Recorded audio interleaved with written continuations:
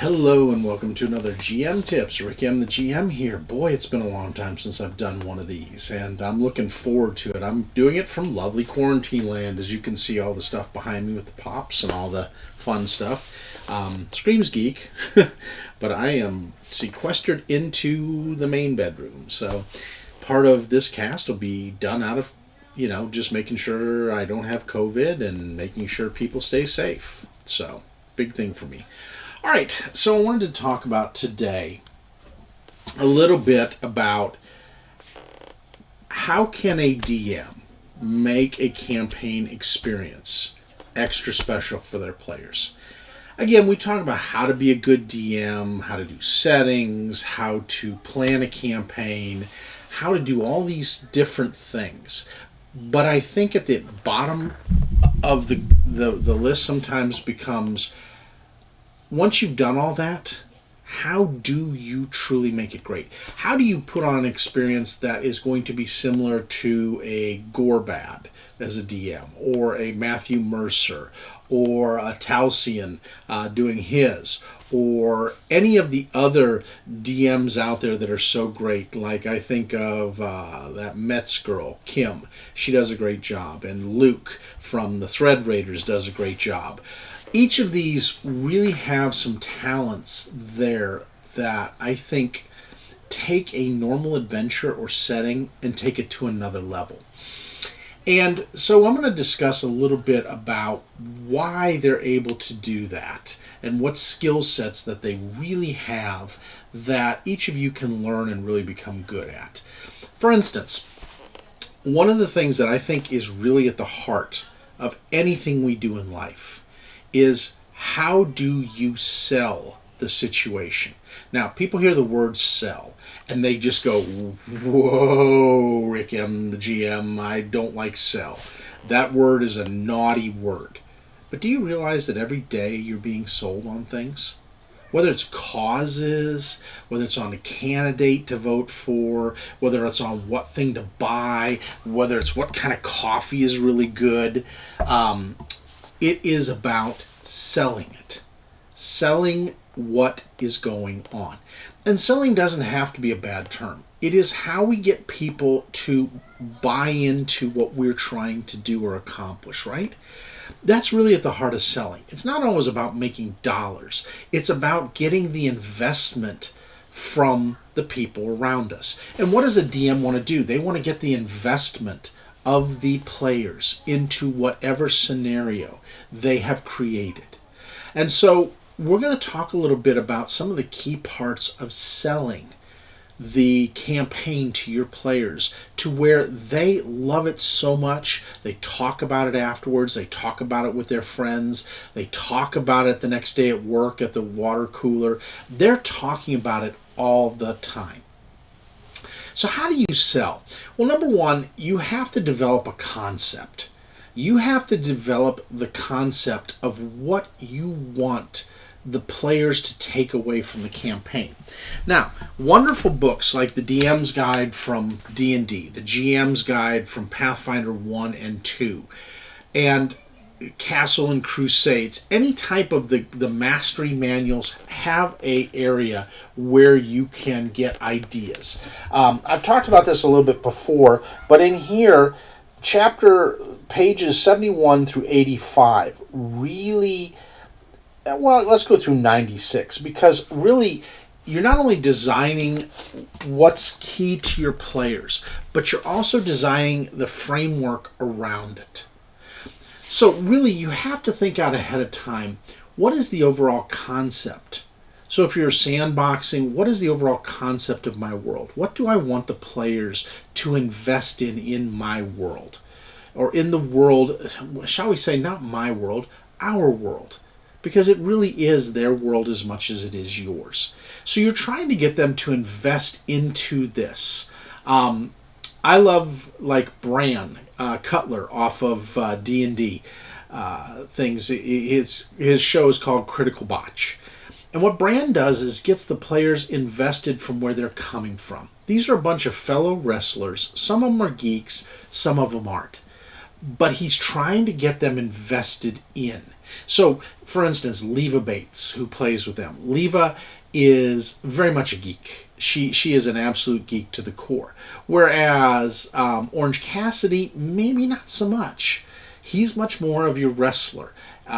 As is the best friends, the two, Chucky and, oh gosh, you're going to kill me because I forgot your name, and I'm sorry. But all these different wrestlers are trying to, Chucky and Trent, I'm sorry, Trent, you'll kill me later. But Chucky and Trent come from a different point of view.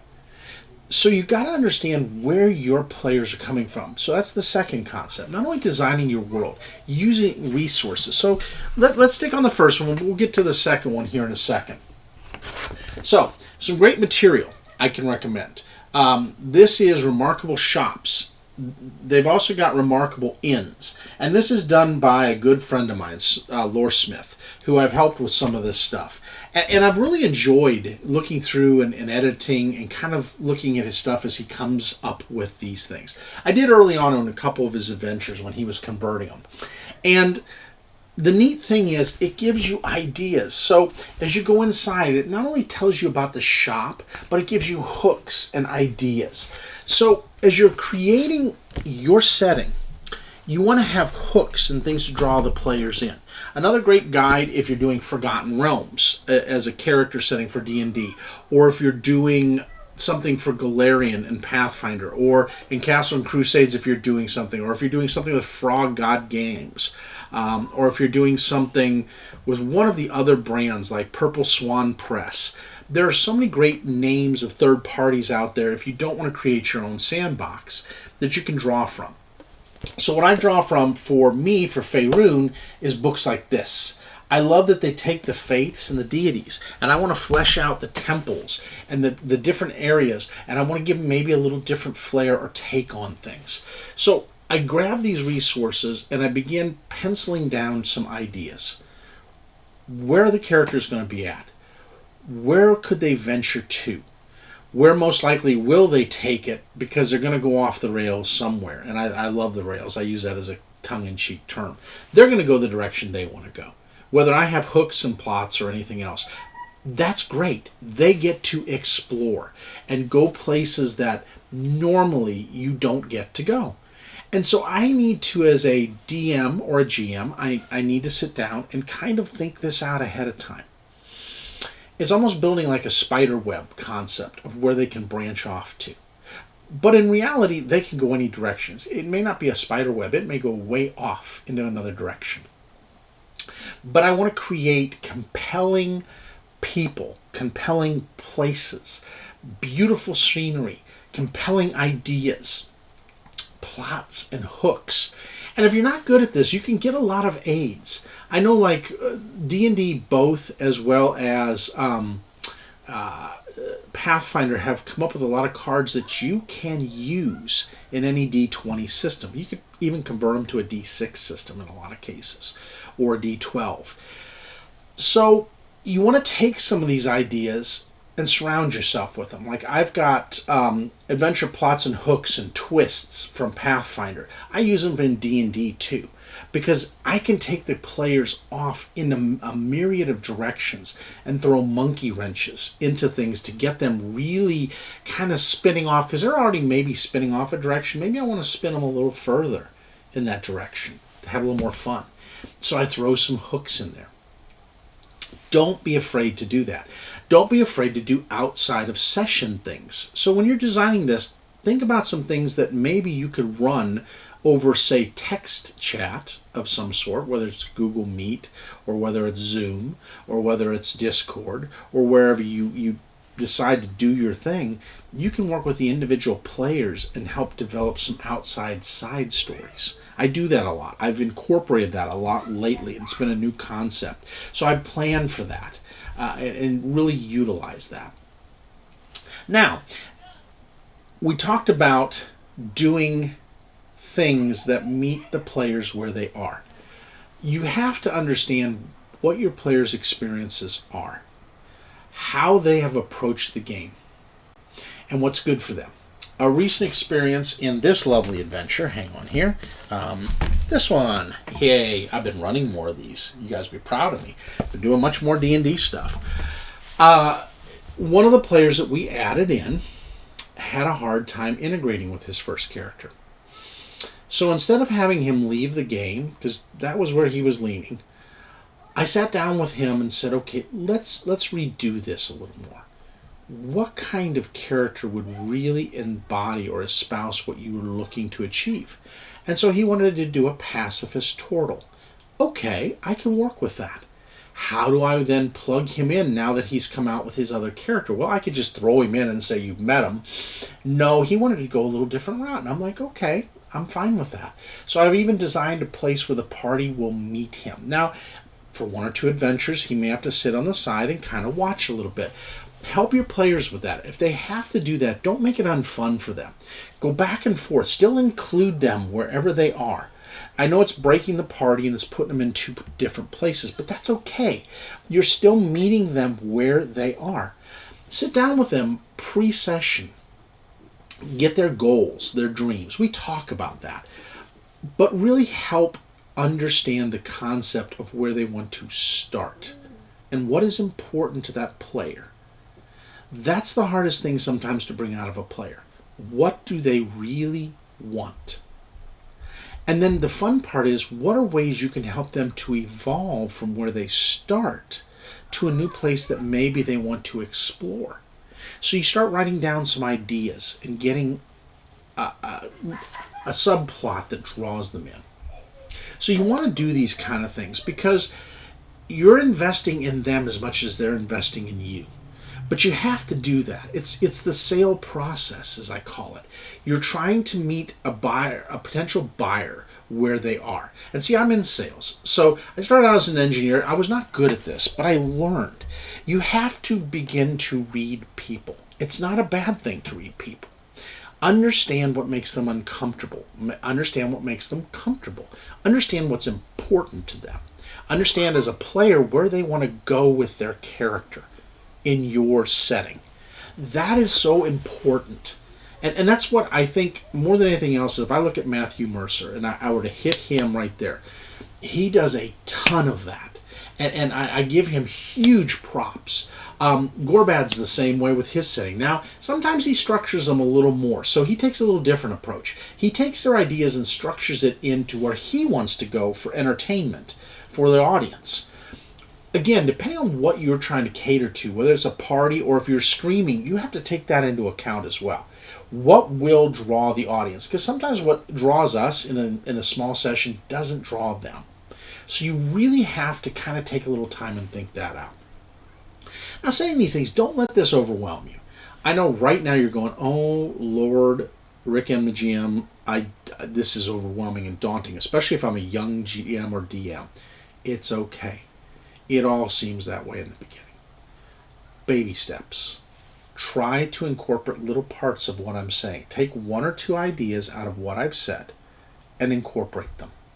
Then the next session or the next campaign, you incorporate more as you feel comfortable as a DM or GM. You will grow and evolve. That's part of the whole experience, and that's the great part of it. So what's third? Third is personalities that will prompt action. So what do I mean by that? NPCs, the term non-player characters, can be immensely wonderful. You can design characters that run with the party, that help enhance the party, but don't influence. So if you look at where my NPCs have gone, my NPCs don't influence a lot of what the party does, though every once in a while they'll throw in a kernel that is a profound thing for the party, and they go, oh. Developing NPCs as love interests. In two campaigns, I have one of my players, and she loves the love interest part of it. So I cater to that, not in a icky or ooey way, but in a way that is real to her. She has fallen in love with Lyra in my Pathfinder campaign, and I play it to the hilt. I am Lyra in that sense, in helping her. Not for my benefit, but for hers. One of her key goals at the end of the campaign is to marry her. I love that. And if she survives, and if everybody survives long enough, that would be an epic ending moment for the whole party. Another one of my characters, Starlissa the Gnome, has taken one of the characters, and his female character is a Damphir, and really has a hard time with connecting. But through Starlissa, she has softened and almost become protective of Starlissa to a major degree. And she's learned the complexity of a gnome and the complexity of what you see and what she really is. And so that comes into you developing as a DM or GM personalities into your NPCs. And you hear it said, list out goals, dreams, drives, alternative plans.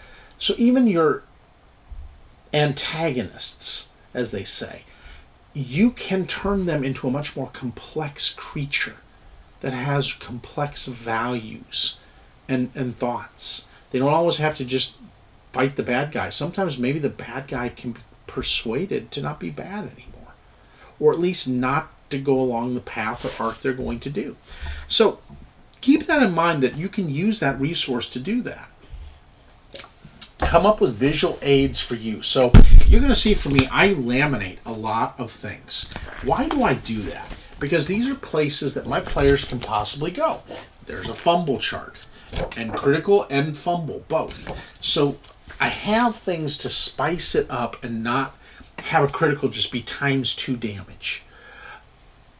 I have a die that I roll that tells the part of the body you hit. So I'll roll that. I have a weather dice that I roll. So it tells them the weather. And I go into a little bit of detail with it. Because, like a couple of my players do in the Ghost of Salt Marsh, they're enjoying an unnatural winter because they come from the north. So for them, this is kind of relaxing and peaceful. And they're getting to get in tuned better with their surroundings.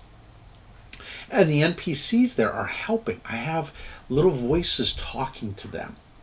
Is it the Fae? Is it something else? It's fun. And that's the whole point. You want to introduce memorable moments, even in the side quests, where your characters go, oh man, I got to explore that more. I've got to go down that path and explore some more.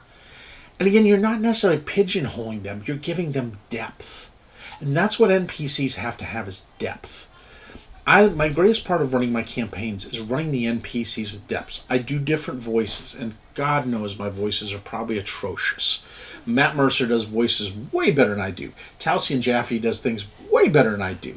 Liam O'Brien does voices way better than I do, as does Travis and Laura and all the others. Even B. Dave does his voices really well. I don't know how well I do them. I try to do a feminine voice. I try to do the actions. Because for my players, I want this to be immersing for them. And so do that. Take some time and immerse your characters in there. Keep a journal. Keep a journal to let you afterwards sit back and go, okay, the party went this way. What can I introduce there that still keeps this in light? I've had players plane shift on me lately. Oh gosh, plane shift is such a fun skill and ability. They plane shifted places to where their god is. Oh my. So what's that experience? So I have to literally, outside the box, think about what are these personalities going to be? What am I going to do? But see, if you get used to the first 3 ideas I talk about with you, you will be better prepared to deal with those situations. And don't take it as a bad, don't say, no, you can't go there. I know so many of us want to go there and say, what are you doing, guys? Stop it. No, for me, that's the real adventure. When they step outside the boundaries. Because think about it. How many of you like Doctor Who, the series? When does any doctor ever stay in the boundaries? Never. Go through every one of your doctors you've ever seen, and they never stay in the boundaries. Ever. Does Jack Harkness stay in the boundaries? No, he goes way outside the boundaries. And I mean way outside the boundaries. And that's great. You want that. That is some of the stuff that will be most memorable to your characters and your players. Is the moments that they surprise you and you roll with it, and you come up with great things for them along the way. So you have to have a couple aids and guides. Like, for instance, with Icewind Dale and the Rime of the Frost Maiden. They give you all kinds of outside guides that help you with the area. Buy a few of those on PDF. Print off some portions you like. I did. This is my folder of these, as you can see, quite thick. But it gives me places to go if they step outside the line. Same with Salt Marsh. I've done the same thing. I've developed new businesses. I put things in that weren't there. And this is where we sandbox an existing adventure. And don't think that's not fun. It is very much fun. And you don't have to follow all the political genres of that world and the designers. Say Wizard designs a world. You can take Faerun any direction you want. You can take Golarion anywhere you want. You can take, oh gosh, I'm trying to think Frog God's world. But you can take that anywhere you want to go. Or Purple Swan Press's worlds. You can take it anywhere you want. Or Midgard. So Kobold Press's Midgard. The great part about it is it has evolved over the years. And they evolved the stuff they've written in the materials by how their players played it. So you can really write the players in. Or if you want to do the world that Matthew Mercer has printed out, you can do that. Think about where you want to take things and where you want your players to take things and write things. Take that time to journal it, okay? And stay with it. I'm not trying to make extra work, but this helps you to not have as much work. And have a bunch of NPCs built up from the beginning.